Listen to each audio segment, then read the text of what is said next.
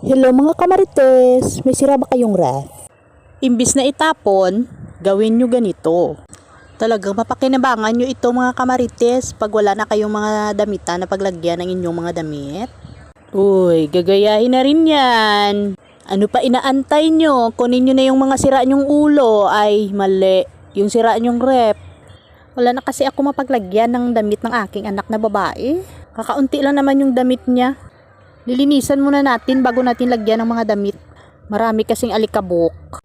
Kaya bago natin ilagay yung mga damit dyan, dapat malinis yung ating ref. Baka kasi mga ngamoy frozen food yung damit ng anak ko. Nakita nyo naman siguro na sa box lang nakalagay yung mga damit ng anak ko. At saka hindi pa nakatupi-tupi. Saka pag sinuot niya yung mga damit niya, mukha siyang dinumog ng ido. Kasi nga hindi nakaayos yung mga damit niya, hindi nakatupi.